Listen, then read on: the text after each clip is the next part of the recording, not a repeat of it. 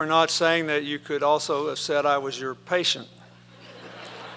And on occasion, even when I was younger, you said I had an ugly heart that I needed to straighten out. Kula, I love you. I'm glad to see you. Thank you.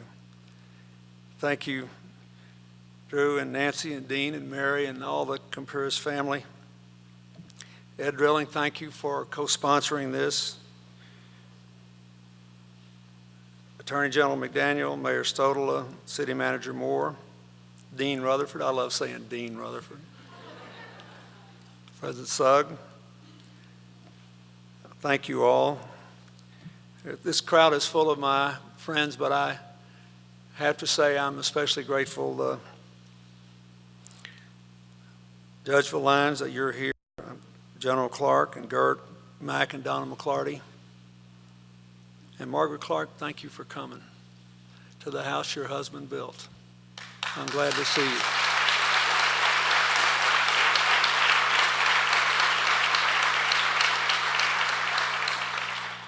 I was overwhelmed when the Kumpuris family endowed this lectureship. And we need the endowment to get good people to come here, I think. I'm probably the cheapest speaker you'll have on the agenda. But I'm profoundly honored to be here. In 1982, when I ran for governor, I was trying to become the only person in the history of this state that had ever been elected, defeated, and elected again. There are about 5 people without whom I would not have won, in which case I'd be down here doing deeds and divorces, and I wouldn't be up here giving this speech. One of those people was Frank Kumpuris. He believed in me, and he was powerful, respected, energetic, and determined. And he gave me credibility at a time and with a lot of people without which I could not have attained it. I came to admire him and love him very much, and his wife and his sons and their family. And in various ways, large and small, happy and sad, the lives of my family and the Kumpurises have been intertwined over the years. I'm not sure this library could ever have been built here on this site if it hadn't been for you, Dean, and I'm very grateful to you for that.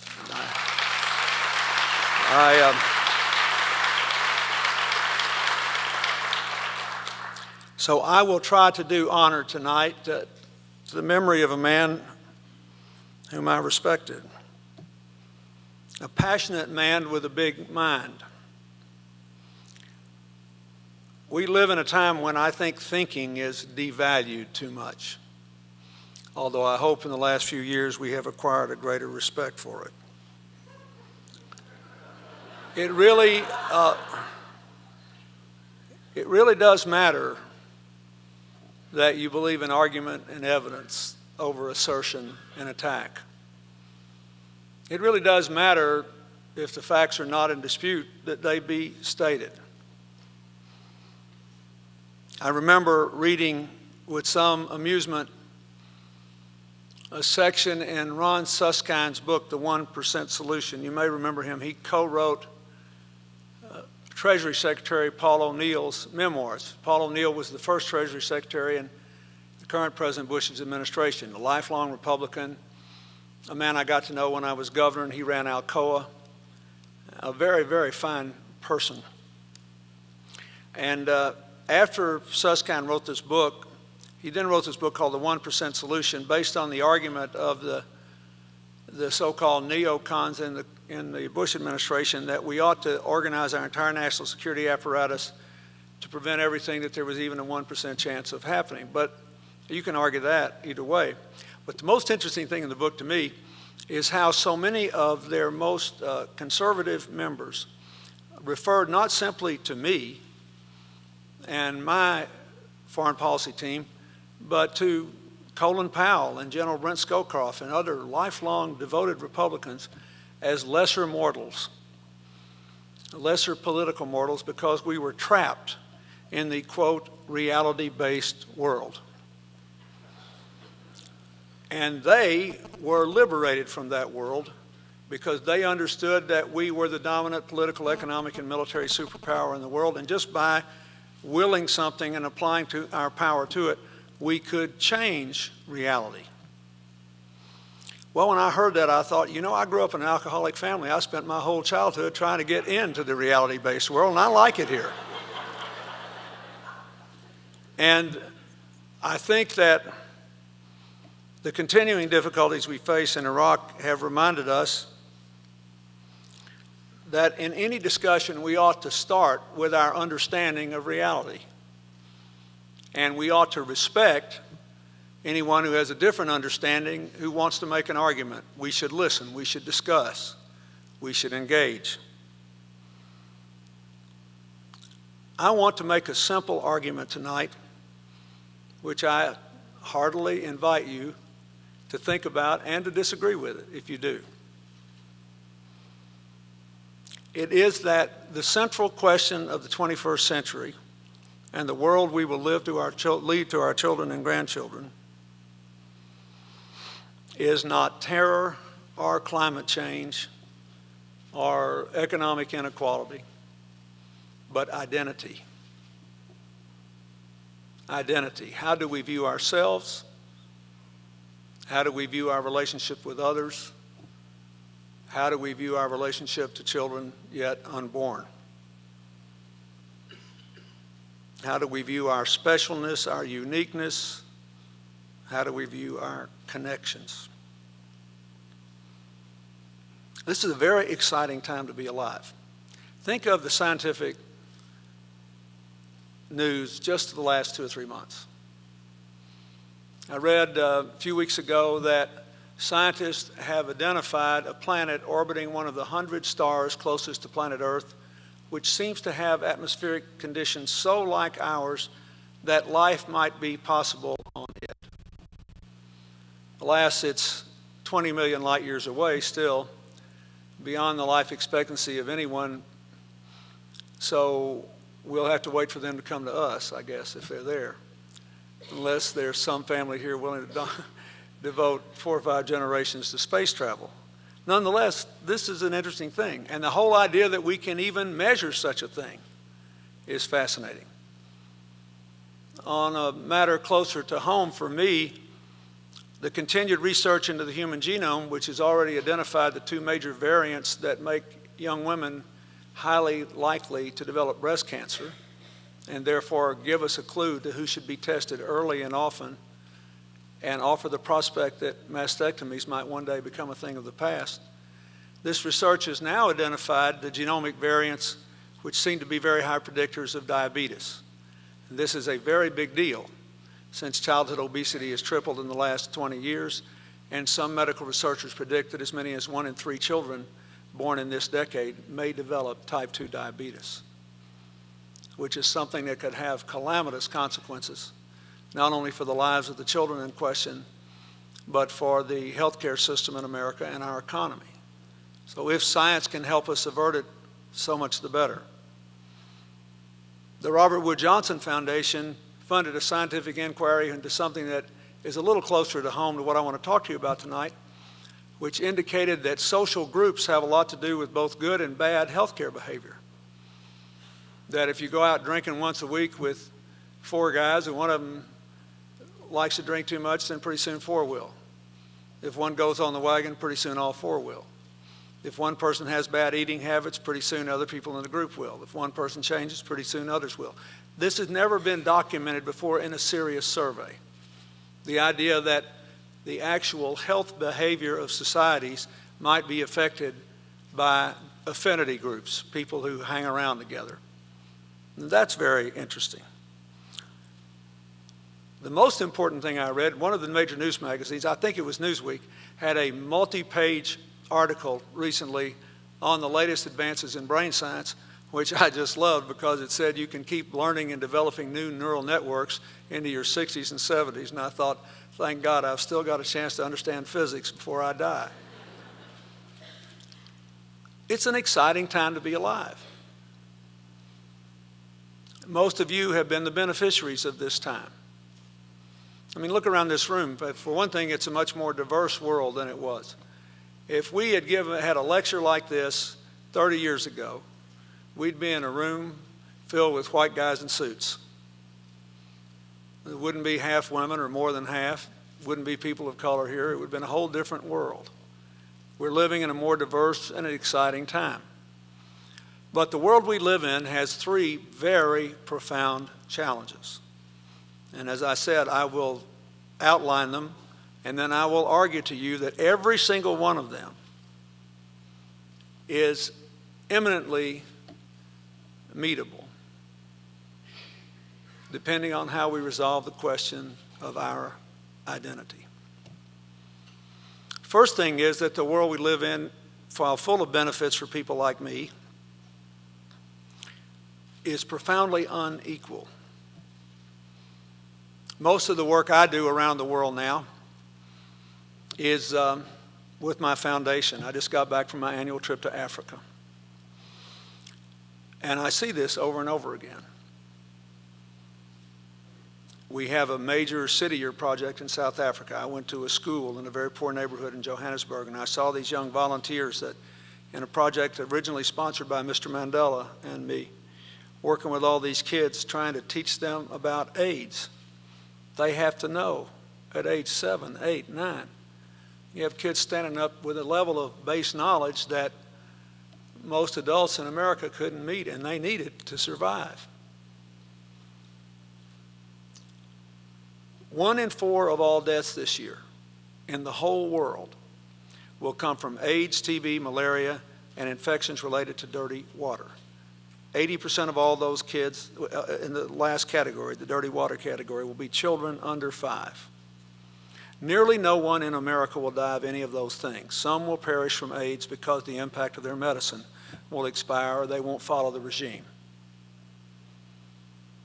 But that will claim 1 in 4 lives on Earth, counting all the wars, all the natural disasters, all the accidents, all the cancers, all the heart attacks, all the everything.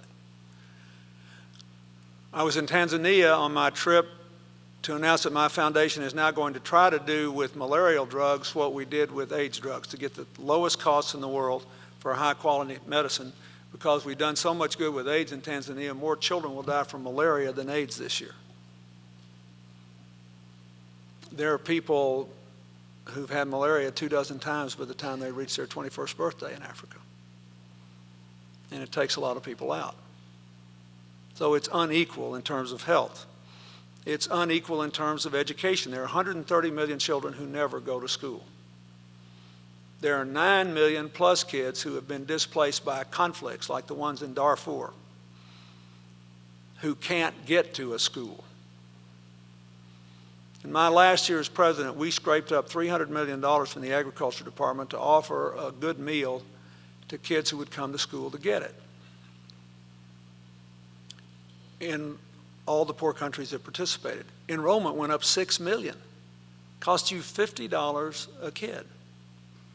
Every year of schooling in a poor country adds 10% per year to income potential for life.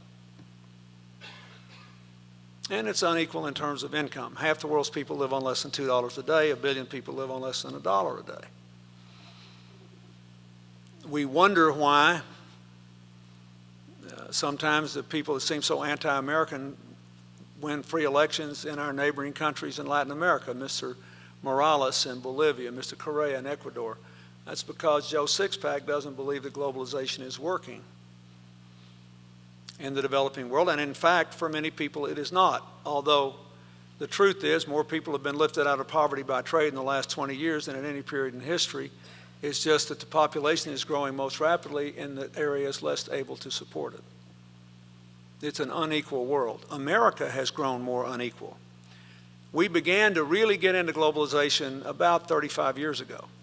And from 1973, after the first oil price, or about the time of the first oil price spike, until sometime in the middle of my first term, median wages, not average, average includes people like Mike McClarty and me, median, the ones in the middle, those wages have been flat. Then they went up for 6 years. Median wages did. and inequality declined, and then in this decade it resumed with a vengeance. We've had 6 years of economic growth, 40-year high in corporate profits, until last week an all-time high in the stock market, 6 years of increased worker productivity, so the workers are doing better, but median wages are flat, and there's been an increase in the percentage of people in America working full-time falling below the poverty line, and working full-time losing the health insurance that they and their families once had, about 4%. Meanwhile, health insurance costs have gone up 87% in this decade, and over half of the personal bankruptcies filed in this decade have been the direct result of healthcare emergencies. It's an unequal America. I would like to tell you that the inequality ceased. I'll come back to this in a moment because Bob Rubin and I were economic geniuses when I was president, but alas, that doesn't tell the whole story. What happened was that in the 1990s, we generated, for the first time in a very long time, a huge number of good new jobs that changed the job mix in America. Because information technology moved out of Silicon Valley and the video game companies in Texas and spread into every aspect of the American economy. Running a doctor's office is not what it was 15 years ago. Running a bank isn't. Running a dry cleaning establishment is. There's nothing on earth that's done in a rich country that's like it used to be because of information technology. And in the years I served, it was 8% of total employment, but 28% of job growth and 33% of wage growth. So it changed the mix, and we grew and grew together. Unless you have a source of new jobs every 5 to 8 years that do that, it's almost impossible to avoid increasing inequality. Now, there are other factors as well. Goldman Sachs, hardly a left-wing institution, reported last month that 60% of the increase in corporate profits in this decade was the direct result of the ability to hold down wages and benefits for their workers. So there's some policy decisions here, but the main problem is the absence of new jobs. So we are growing more unequal. We are certainly more unequal in healthcare. Some of us have it, some of us don't. 16% don't have it, and another 16% are without it for at least a month during any given year, during which time they just pray they won't get sick till their insurance kicks back in. So it's an unequal world. Second problem is it's a more insecure world, principally because of terror and the prospect that weapons of mass destruction could be more broadly spread and fall into the hands of terrorists. Also a little bit because of the prospect of our interdependence making us all vulnerable to disease. The first time we were truly interdependent in the last century was at the end of World War I. And in 3 great rolling waves, something called the Spanish influenza, which really started on an army base in Kansas, killed somewhere between 25 and 50 million people because people from all over the world were bumping up against each other as we do regularly every day now. That's why we worry about the avian influenza. It has a 60% mortality rate in people, and there's no known vaccine or cure. As you might imagine, I'm home alone a lot now, and so I watch the evening news, something I didn't do when I was president. And in the last few months, I have seen stories about chickens in Romania, Indonesia, and India, and I have learned that those chickens were killed by public health authorities, and so was every other chicken within a 3 square kilometer area because they had avian influenza, and that's a very good story. Competing on the evening news with a local crime story and whether Britney Spears' hair's grown out yet. But it's a very good story because it shows that the public health authorities understand that our interdependence makes us vulnerable, insecure in the face of diseases for which there is no cure, which are highly communicable. But the big problem is terror and the prospect that terrorists could get weapons of mass destruction. Now, I want to say something about that. Ask yourself why we're all worried about it. I think it is going to be very, very difficult for the 21st century to claim as many lives to violence, political violence, as the 20th century did. You had at least 12 million people killed in World War I, probably 20 million in World War II, 20 million in the purges in the former Soviet Union, 2 between the wars, 1 after. What are we up to, 52? Then there were 6 million Jews in the Holocaust and at least 1 million others. We're almost at 60. Then there were 3 million in the Nigerian Civil War, 800,000 in the genocide in Rwanda, 2 million under the Khmer Rouge in Cambodia, an unknown number, but certainly in the millions, who perished in the Chinese Cultural Revolution. And I haven't mentioned scads of other problems, not to mention the Korean War and the Vietnam War, which claimed lives in the millions.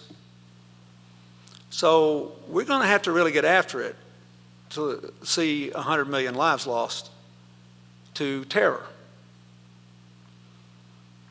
The difference is we all think we could be one of the victims, so that we are victimized even if we are not immediately at risk. You can give yourself a test on this. Remember a few months ago when the story came out that there was a terrorist in London who wanted to put an explosive chemical into a baby bottle, disguise it as infant formula, and evade the airport metal detectors. When you read that story, how many of you felt a little tingle run up and down your spine? I did, mostly because of Chelsea, because Chelsea has to fly around a lot in her work. So we have to worry about this. We feel a sense of vulnerability. And the final problem with the world is that it is unsustainable under present circumstances because of global warming and because of something that I think will hit us first that's not as discussed as much, and that is the depletion of resources fundamental to any social and economic advance. We are destroying plant and animal species at the most rapid rate in human history, according to the great Harvard biologist E.O. Wilson. We're losing trees and topsoil. In the last decade, the only places in the world that dramatically increased grain production were Brazil and Argentina, where they still have more than 20 feet of topsoil. A substantial minority, but a substantial and serious minority of petroleum geologists think we've only got 40 to 50 years of oil left. And when you think about it, the optimists say, no, we've got 100 years left. The oldest city on earth by carbon dating is Jericho in the Holy Land, 10,000 years old. So if we have 100 years left, that's 1% of all civilized life. We got to get after it. So you have these resource depletion issues that I see as I travel around the world. I spend a lot of time trying to help people restore their natural resources. There are 1 billion people today that don't ever get a clean glass of water. And it's very hard to develop a poor country unless they have some access to clean water, not just to drink, but for other purposes as well. So, why am I so optimistic? Because there is an answer to each of these, all of which are related. We know, for example, how to deal with inequality. We know what it would cost to have a full-fledged effort against AIDS, TB, and malaria, infections related to dirty water, maternal and child health care. And it's pretty inexpensive. We know what it would cost to put the 130 million kids in the world in school. We know what it would cost to do economic development work and help poor people work themselves out of poverty, which aid doesn't work. You have to give people the tools to work themselves out of poverty. The Nobel Prize last year went to Muhammad Yunus from Bangladesh, a man for whom I campaigned relentlessly for 14 years to get the Nobel Prize. Yunus told me after he gave his speech that a guy from the Nobel Committee came up to him and said, maybe Bill Clinton will quit calling us now. But I want you to know why. Muhammad Yunus, 32 years ago, founded the Grameen Bank. They have made 7 million plus loans, 97% to village women, and almost 99% of which were repaid. They even loaned money to beggars in the street to expand their businesses. And over 60% of them have already been repaid. But the most important statistic is this. In a country which started out with a per capita income of under $1 a day, 58% of the people use their loans to lift themselves above the international poverty line. That is a staggering statistic. 58%. We know how to do this, and it's not expensive. All the pursuit of these objectives are all summarized in the United Nations Millennium Development Goals. We could, if only the rich countries in the world contributed to meeting those goals, we would pay about 35% of the total, and it would cost us about $40 billion a year. Sounds like a lot of money, but consider The budget is $2.8 trillion. The defense budget's about $500 billion. We've already spent over $500 billion in Iraq. We've already spent over $100 billion in Afghanistan. Now, whether you support or oppose our policies, I support one and oppose the other, but that's irrelevant. It's expensive. The most expensive thing you can do in the modern world is go to war. Sometimes you have to do it, but it costs a lot of money. We spent $500 billion in Iraq on 25 million people. And even if you add in all the countries around and say, oh no, I'm stabilizing the region, or destabilizing, as the case may be, that's not many people. When for $44 billion a year, you could help 2 billion people. This is cheap, and we know how to do it. In America, we know how to do it. But it requires us to deal with the energy issue.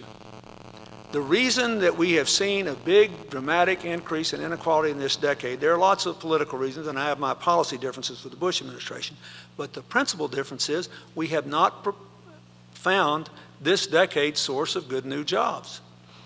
The average new job in this decade pays 20% less than the average job which has been lost. The reason we have not found it is that we have walked away from the bird's nest on the ground, a serious commitment to a clean, independent, maximally efficient energy future, which would help our national security, combat climate change, and give us the greatest economic mobilization this country had since we got together for World War II. And you do not have to take my word for this. Here is my evidence. Tiny Denmark is governed by a center-right coalition. They're very free market oriented, even though their taxes are higher than ours. Their unemployment rate is about what ours is. But unlike America, their wages are rising and inequality is decreasing. Why? Because they've grown their economy 50% while increasing their energy use 0. Meanwhile, they reduced their greenhouse gases by producing 22% of electricity from wind, the highest in the world. You say, oh, they're too small, it doesn't count. So take Great Britain, the European economy, most like ours. When I was trying to get a deal on the Kyoto Protocol on climate change to limit carbon emissions, I sent Al Gore over there at the last minute. We talked on the phone. We finally made a deal. And I wasn't very happy with it, but it was the best we could do. The Senate voted against it 95-0 before I even sent it to them. And even before President Bush had a chance to throw it in the trash can. And they said it would end free enterprise as we know it. It would be absolutely the end of the American economy and the end of our way of life, and it was horrible. It is the only bill I ever lost before I actually sent it to Congress. Even when the Arkansas legislature was mad at me, they never voted a bill I didn't send them, against a bill I didn't send them. So what did the British say? The Blair government. They said, oh, we like this treaty all right, but it's actually weak as dishwater. We think we'll beat our targets by 50%, and they will. What is the consequence? Their unemployment rate's the same as ours, but their incomes are rising. They've had no increase in inequality in this decade because they have created massive numbers of new jobs in 15 or 20 categories because of their commitment to beating the targets, to reducing their greenhouse gas emissions, increasing their efficiency, and doing it in a way that creates jobs. If you want to do something about inequality in America, you have to create good jobs. You can't tax your way into equality. You can't do anything else. You have to create good jobs. I favor some changes in tax policy. I think it was crazy to go back to deficits while we were going to war. I hope the next president will raise my taxes because I think it was immoral for me to get a tax cut while we had men and women in uniform risking their lives half a world away, and we borrowed the money from China so we couldn't begin to enforce our trade laws against them. But the main thing is we have to have these jobs. And we have to take this energy thing seriously. I could give you lots of other manifestations of this. We have American villages in Alaska crashing through the permafrost into the water because of climate change. 90% of the world's fishing centers are understocked because of climate change as well as overfishing. Because the ocean is trying to take up the slack from there being fewer trees and more carbon dioxide in the air, so the water's sucking more in. And it changes the chemical composition of the water, and the food chain of the fish has been interrupted. So now one of the main sources of protein for poor people is disappearing. It's a huge problem. But there is an answer, and it helps us. And it's not just an answer for poor people. I was in Malawi, and the government just invested there in a biofuel plant, and they're going to sell the fuel to Europe to create jobs there. The Prime Minister of Ethiopia told me he intended to make Africa the first oil-free continent when it comes to transportation because he could grow cane ethanol better than the Brazilians could. So there are people all over the world thinking about this. This is not just a rich person's game. And efficiency is where we should start. Goldman Sachs put out a report last few weeks which said if the United States, China, India, and Russia could achieve the energy efficiency of Japan, it would cut greenhouse gas emissions by 20%. What they didn't say is it would create millions and millions of jobs. How many jobs do you think were created because this building got a leadership in environmental and energy design, and the Heifer headquarters did? Americans making those solar panels. What if you just greened every roof of every old building in New York City? You have to go up and seal the roof and then lay down sod, and you cut the temperature on a hot day in half and dramatically reduce the energy use. You cannot outsource those jobs to India. Somebody has to be standing on the roof. So this is a big deal to reduce inequality and to deal with energy. And on this terror thing, let me say that this is sort of, I agree with what Hillary said about this. I think we're safer than we were on 9/11 and not safer enough. But most of the reason we're safer is because of the work of tens of thousands of people that you and I will never know unless they happen to be our neighbors.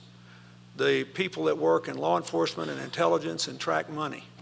Over 95% of all the people suspected of planning terrorist operations against America who've been arrested both since 9/11 and when I was president before were arrested by other people in other countries working with us. And we are getting much better at that. But since we live in an interdependent world where we can't kill, jail, or occupy all our enemies, we also have to take a little time to build a world with more partners and fewer enemies. That's where fighting inequality comes in. That's where working cooperatively on the energy thing comes in. All of these things are related one to the other. I am extremely optimistic if we just recognize one thing. We have to answer the following question. Which is more important? Our interesting differences or our common humanity? And why is that at the root of the inequality challenge, the security challenge, and the sustainability challenge? The most interesting discovery to me of all the scientific discoveries of the last decade was the sequencing of the human genome, and not all the practical things, even though since I lost my mother, I was elated when they found the genomic variances for breast cancer. But the most important thing was the finding that genetically we are all 99.9% the same. If you look around this room, every difference you can see in skin color, hair color, how well your eyes work, whether you're tall or short, wide or thin, even man or woman, all of it is rooted in only 0.1% of your genetic makeup. That's what makes the terrorist position seem inherently absurd. Our differences are the only thing that matters. If you don't agree with me, you're less human than I am, even though we're 99% the same, and I have the right to kill you. But forget about the terrorists for a minute. All the rest of us spend 90% of our time worried about that 0.1%. I'll just take myself as I'll be the guinea pig. But walk with me. I wish I weren't 60 years old. At least I'm not 65. I wish my hair weren't so white. I look so washed out in pictures. At least I still got it. That's the way we all think, right? We spend 90% of our lives obsessing about things that are rooted in 0.1% of our genetic makeup. It's not all bad. These big brains we all have, the thing that makes us interesting and different is the application of these big brains to that 0.1%. It'll produce once in a great while an Einstein or a Picasso, or, you know, somebody can hit 900 home runs. But we have to spend more time thinking about the rest. It is a form of arrogance to believe that only our differences matter. And ultimately, to win the battle against terror, we have to persuade people that what we have in common is more important than our differences. I mean, look, how sad is the Middle East today? The Palestinians don't even have time to fight the Israelis anymore. They're too busy fighting each other. The major story, you would have thought it was the Battle of the Bulge, that the Hamas took over the Fatah security headquarters in Gaza. It's not even as big as this room. I've been there. It's not that big a deal. And I don't mean that to be pejorative to the Palestinians. I'm just trying to make a point. I know a lot of Palestinians in America. I don't know a single poor Palestinian. I never met a poor Palestinian except in Gaza and the West Bank. Every Palestinian I know in the United States is a college professor or a millionaire. Look at the Indians, the Pakistanis. Now, they're all worried about whether they can have more nuclear weapons and what their doctrines are.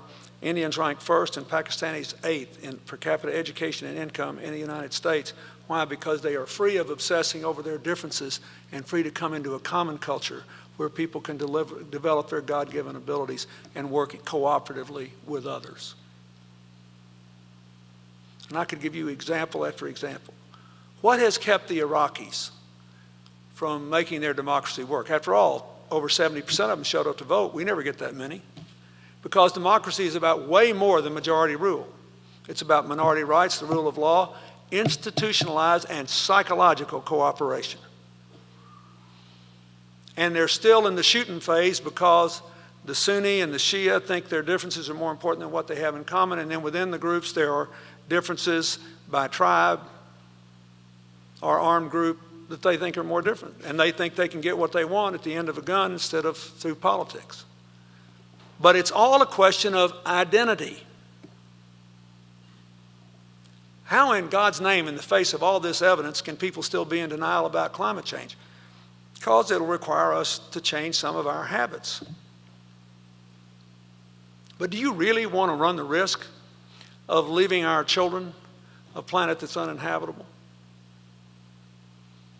Warren Buffett had the greatest capturing of this I ever heard. He said, all these people that say we shouldn't act on climate change remind me of people that get on a spaceship and they're on their way to the moon, and when they get right out of the Earth's atmosphere, somebody says, we're going to run out of fuel somewhere between 10,000 and 100,000 miles from here.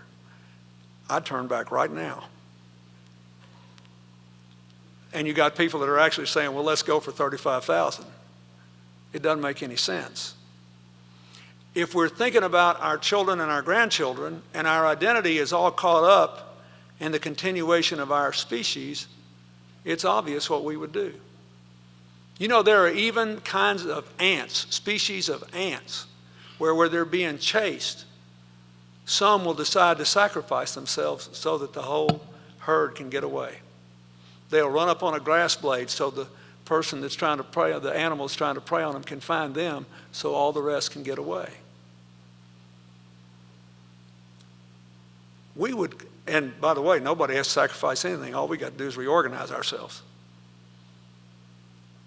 But I want you to think about this. That too is a question of identity. The terrorists are driven by identity. We have to build a sense of community where everybody's got an opportunity, everyone has a responsibility for the success of our enterprise, and there is a genuine sense of belonging. The most tragic example of the absence of this I've seen recently were when those doctors in the United Kingdom who were supposed to be spending their lives saving lives tried to set off 3 car bombs and did set off one, and just by the grace of God, nobody else got killed. Whatever could possess a doctor trained to save lives to believe that they ought to set off a car bomb and maybe kill on one day more people than they had saved in their entire careers? The idea of difference Even though they lived in the United Kingdom, they did not feel they belonged. I ask you to think about that. You know, Africa's got a lot of problems, but they've learned something being the cradle of humanity. I went to the Ngorongoro crater in Tanzania, and to the best of our ability to determine it, the first people rose up somewhere around there about 150,000 years ago. And they wandered around in Africa somewhere around 90,000 years, and then they started wandering everywhere else. The oceans were 300 feet lower then, so they managed 40,000 years ago to get to Australia, which is where the Aboriginals came. And by 8,000 or so years ago, we had civilizations in Iraq and Egypt, in China, and in Peru and Mexico, and soon thereafter in India. About everything we've done since then has been variations on a theme. But if you look at the whole of human history, you could see it as people constantly widening the circle of positive interdependence, where our identity does not require us to look down on someone else or see someone else as the enemy, or just see someone else as invisible, which is about what happens in the inequality trap. And in one of the countries in which I work, where people walk along hilly trails and nearly nobody ever gets to ride anywhere, when people of different tribes meet each other and somebody says, hello, good morning, how are you? The response is not, I'm fine, how are you? The response translated in English is this: I see you. Think about what that means. I see you. Think about how empowering that is. Just to say it means, I think, we have something in common. You matter. You are somebody. Think about all the people we never see every day. We clear out of here tonight and we go in there and start our reception, and we all start telling each other stories because we're all part of the same crowd. Somebody's going to have to come here and clean all this up. A lot of people who do that kind of work think nobody ever sees them. And that sort of feeling that you are not seen, you do not count, and your aspirations are for nothing breeds the kind of alienation that drives people apart. It is a question of identity. Now let's tell you one last story. One of the greatest experiences I've had since I left the White House is working with former President Bush on the Katrina project and the tsunami project. And it's been great on a lot of levels because it's helped to spread the identity thing around, because a lot of people like seeing us work together since we ran against each other, and it makes them feel better. It makes me feel better. But after we had such a good time working for the UN, we both got roped into doing it some more, and he was asked by the previous Secretary General to coordinate the long-term response in Pakistan after the earthquake, and I was asked to help in the tsunami-affected countries, and I did it for 2 years. And one of the things I had to do was to go back to Indonesia, which was by far the hardest hit, in Aceh, and go into all these refugee camps where people were living in sweltering heat in tents. And it was miserable. And I had to go listen to them beef, because it's just like New Orleans. And when you have a terrible disaster, the hardest thing to do is get people back in housing. After Andrew in Florida, it took us over a year to get everybody back in. So I showed up to do my job, this refugee camp, 40,000 people. And every camp had elected a leader. So I was met by the camp leader, all people displaced, and his wife and his son. And I had this nice interpreter with me. So I shook hands with the man and his wife. They were smiling, and I looked at the son. And that child was the most beautiful child I think I ever saw in my life. And I literally gasped when I looked at this boy, about 9 years old. And I said to my young interpreter, I said, I don't know that I've ever seen a more beautiful child. And the woman said, yes, he is very beautiful. And before the tsunami, he had 9 brothers and sisters. They're all gone. And Those people liked America because when they were flat on their back, we were there trying to help them. They saw helicopters dropping food and medicine. And when something terrible like that happens to you, you just want to be alive again. You want to be treated like a human being again. You want to feel like a human being again. There was no religious difference. There was no political difference. There was no nothing. But anyway, the lady and her son left. And so here's this guy's lost 9 of his 10 kids, trotting me around the camp. He's got a smile on his face. He never said a word about it. And all he did was take me to people who could tell me what the problems were so he could do his job and hopefully I could do mine. We go through the whole deal. Last stop is the health clinic, where they were treating kids for bad colds and doing all the stuff you do in a health clinic in a tent city. So I look up, and here's the mother, again, who's lost 9 of her kids, holding a 3-day-old baby. I hesitate to say it's going to get me in trouble. In Indonesian culture, when a woman has a baby, she gets to go to bed for 40 days and be waited on hand and foot. Doesn't get up for 40 days. Then after 40 days, she gets up and they name the kid. So this baby was like 2 or 3 days old. And she said, this is our newest child, and in honor of your visit, we want you to name the child. So I said, do you have a word in your language for new beginning? So they talked to mother and the interpreter looked at me and she said, lucky for you. In our language, the word dawn is a boy's name, not a girl's. The mother says, we will name this boy Dawn, and he will symbolize our new beginning. Now, I'm telling you that story for this reason.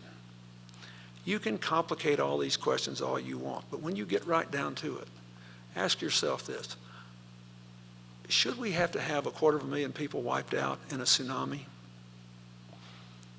and confront a man and his wife who's lost 9 kids, cherish the one they've got left, and have enough guts to hold a newborn baby and name him Dawn, to realize that what we have in common with them is way more important than any of our differences, whether they're economic differences or religious differences or political differences.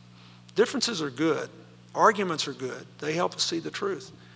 But as long as we see each other fundamentally as enemies, rather as quick fellow travelers on this planet, we're going to have real trouble dealing with terror, dealing with economic inequality, and dealing with climate change and resource depletion. Once we figure out that what we have in common is way more important than our differences, then we'll figure out a way through all this. Doesn't mean we shouldn't have debates, doesn't mean we shouldn't have arguments. It certainly doesn't mean we don't need the 2-party system in America. What it means is we all have to be trending in the same direction. The people that started this country were smart, really smart. They pledged their lives, their fortunes, their sacred honor to form a more perfect union. That's 18th century English. In 21st century plain English, it means we'll never be perfect, but we can always do better, only if we do it together. And that is what the world needs today. So I will say again, I have 1,000 things I believe should be done to reduce inequality, to reduce insecurity, to make the planet sustainable. Whether any of it gets done or not depends upon, especially those of us who are older, who have more yesterdays than tomorrows, acting like what we have in common is more important than our endlessly fascinating differences. Our sense of identity, that will determine the future of the 21st century. Thank you very much.